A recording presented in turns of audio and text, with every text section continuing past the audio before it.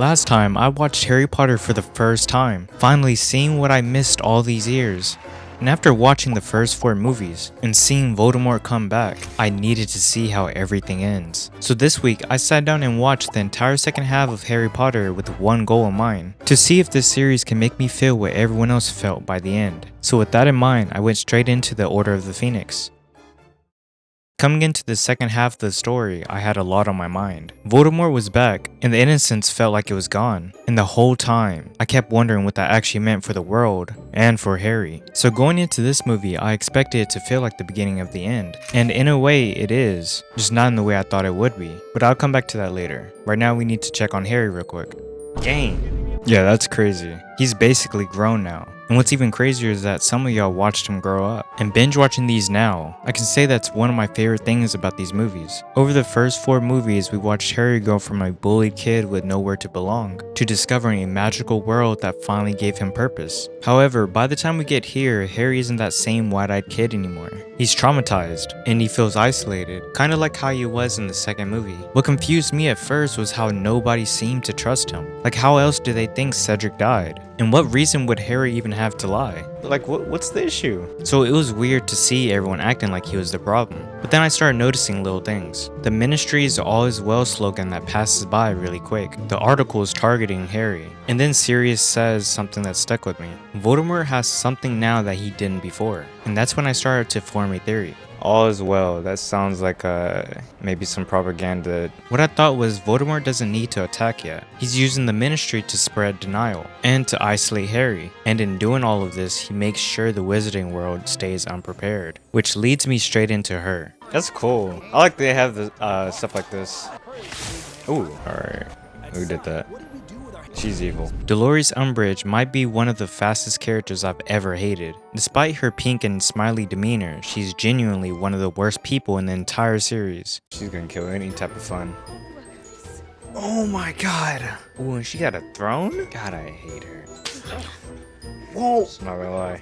Abracadabra. Yeah, the beef was that serious. She immediately starts stripping away everything that makes Hogwarts. And the more I watched her, the more I realized why she works so well. In the first half of the series, these movies tap into a childlike belief that there's a bigger magical world out there waiting for you. Order of the Phoenix flips that completely though, because at a certain age for everyone, the world stops feeling magical, and it can start feeling more controlled and at times bitter. And Umbridge represents all of that perfectly. Behind the smiles and the roles, she's the depth of imagination. I even started noticing it in the background. There are no ghosts, less owls, and we even see them taking down the pictures. At a certain point, everything feels more real rather than magical. And that's why she's so easy to hate, because we've all met some version of her. And that's exactly why the training arc is so satisfying. Watching these kids come together, learning spells and supporting each other, is some of the most fun I've had with the series so far. I already love training arcs, especially in anime. But here it works because it's earned. These kids are choosing to protect that sense of wonder they're being told to outgrow, which makes her eventual downfall feel so good. Now, of course, it's not a perfect movie. We're introduced to a lot of new characters, and the movie doesn't really give you a reason to care about most of them. Except Luna, I liked her. Harry doesn't want to talk to us right now. He's just too polite to say something. Hagrid's brother shows up in this movie, and then never again. But even with a few issues, I really enjoyed this movie. And of course the fight with Dumbledore and Voldemort, the death of Sirius, and finally the world seeing the truth. Voldemort is back. And suddenly my questions changed. Is Dumbledore stronger than Voldemort? Also, what happens now that everyone knows he's back? But most importantly, after losing both Cedric and Sirius now, is anyone actually safe anymore? And with those questions hanging in the air, I went straight into the next movie. Going into this movie, my main question was, how do they prepare for Voldemort? Earlier I said I expected this to feel like the beginning of the end, and how I said I'll talk about it later. Well, it applies here. At first I thought that meant everyone actively getting ready for war, but this movie approaches it differently. In my opinion, both Order of the Phoenix and the Half-Blood Prince together represent something else. The slow death of the childlike magic this series started with. This movie feels like the last time these characters are able to be kids, and I think the tone shift reflects that. It opens with the Death Eaters causing destruction. We also see Snape working alongside them, and then it pulls back. A lot of this movie is just teenagers being teenagers. We see them joking, falling in love, getting jealous, and even Quidditch comes back. And personally, I love those moments. When you say as skin goes, I mean. As skin goes. My lips are getting chapped. Look. And I'll take your word for it. Whoa! It's principle. And snogging. Snogging. A huge portion of this movie is just characters interacting with bits of plot sprinkled in. Hogwarts feels warm again, and it's kind of bittersweet because it feels like the last time, because you know it can't last. And that creeping feeling starts to show itself through Draco. I didn't talk about Draco in my previous video because up until that point, he mostly felt like a standard bully. Sometimes it seemed like his character might go somewhere, but his father quickly overshadowed him. Here though, he's a bit different. This is the first time I've seen him both isolated and nervous. And seeing him crying in the bathroom caught me off guard. Around the same time we're introduced to the Horcruxes. And knowing this series, I automatically tried to piece it together. Is Harry one of them? However, I'll be honest, I was pretty confused about the whole book storyline. Why is the book Harry's using considered bad? And what does the Half-Blood Prince even mean? I didn't fully understand all of that. But then the movie shifts back to what really matters, Dumbledore.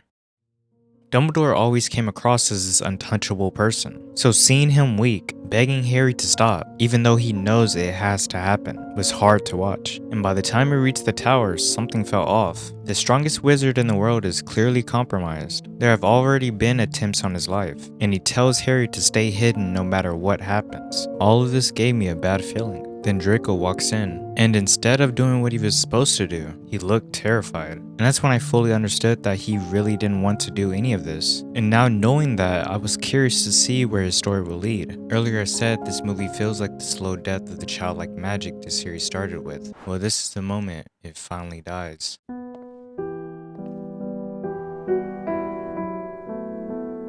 Severus. Please. Avada Kedavra.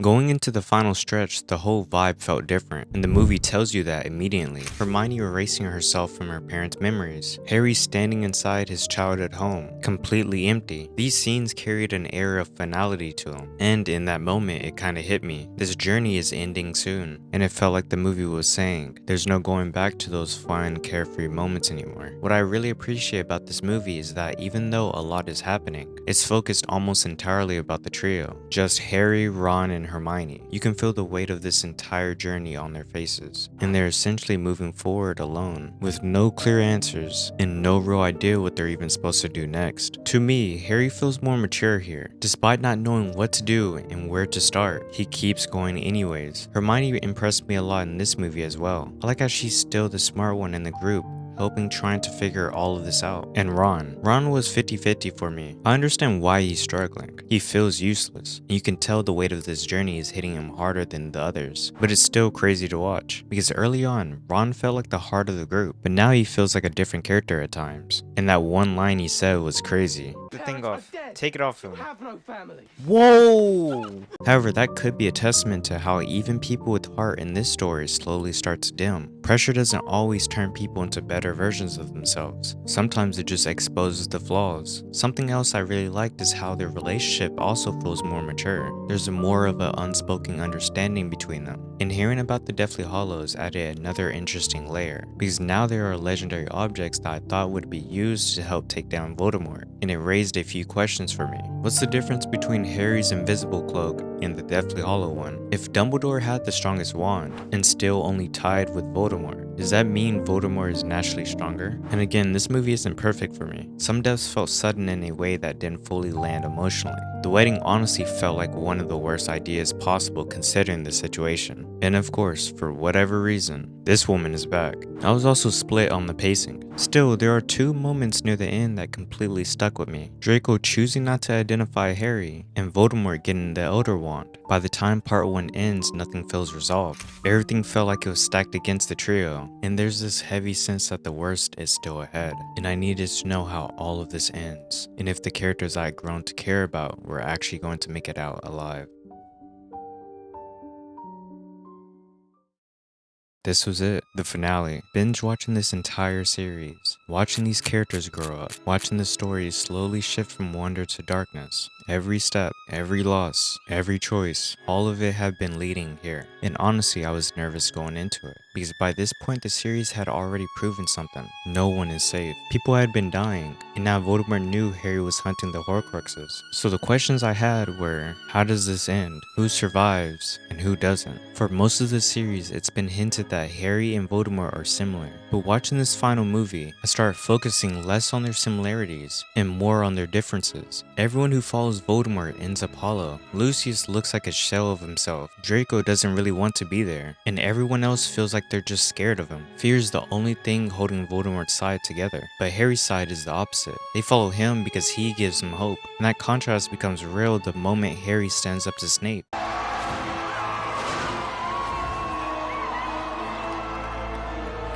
For so long, the series had been drowning in this hopeless tone, but in that moment, the story feels like it takes its first real breath in a long time, and the world starts fighting back. I love that the final battle happens at Hogwarts, the very place where everything began, and seeing students and teachers all preparing to defend it just felt right. The fight itself is so chaotic and at times fun. There are a couple of questionable moments, like Ron speaking Parseltongue, which completely caught me off guard, but none of that overshadowed what really mattered. And the most shocking moment for me was Snape. His death genuinely hit. For the first half of the series, he comes off like this strict, almost bully-like teacher, and in the second half, I had my theory about him having to kill Dumbledore. I just didn't understand why. Until this moment, he was a man who spent his entire life playing a role, to protect someone he loved, and to honor a promise. And through that, we get the truth. Harry isn't destined to defeat Voldemort. He was actually meant to die, and that realization hit me harder than anything up to that point. But when I stepped back and thought about it, it made sense. Because when I looked at other Chosen One stories I've delved into, there's almost always a tragedy attached. Anakin was supposed to destroy the Sith, but he became one. Frodo was entrusted with the ring, and slowly lost himself to it. And Harry was raised as hope, only to discover that hope required his death. Not only does he have to accept that, he had to watch people die before him, and that's an impossible weight for anyone. And yet, he just accepts it. Watching Harry walk into the forest and talking to everyone who died just to get him to that point might be the most powerful moment in the entire series for me. And once he's dead, we reach this limbo place. Harry sees Dumbledore and they talk, and throughout the whole conversation, one line from Dumbledore really stuck with me. Harry asks, "Is this all in my head?" And Dumbledore says, "Of course it is, but why should that mean it isn't real?" That line can mean a lot of things in the context of the story, but the way I interpreted that line was this: maybe the magic we felt as kids was in our heads, but that never made it fake. Just because we grow up and stop seeing the world the same way doesn't mean the magic disappears. It just changes. There will always be another generation of kids who look at this world and feel wonder. And as adults, maybe the magic becomes stories, or friendships, or relationships, or moments that remind you who you used to be. And so Harry comes back, Voldemort falls, Ron and Hermione get together, Neville gets his moments, even Draco gets redemption, and life continues. And when everything was finally over, despite the flaws, despite the confusion at times, and even going into it without ever reading the books, I genuinely loved it. I loved the character interactions, the world, the magic, but more than anything, I loved watching these characters grow up, seeing them go from kids to teenagers to adults, and eventually to people with families of their own. Because for a moment, it took me back to being a kid, going outside and wandering around my neighborhood, going on little adventures, noticing animals and plants, finding wonder in the smallest things, finding magic in the real world in the only way I knew how back then. And because of that, I'm genuinely glad that I finally experienced Harry Potter.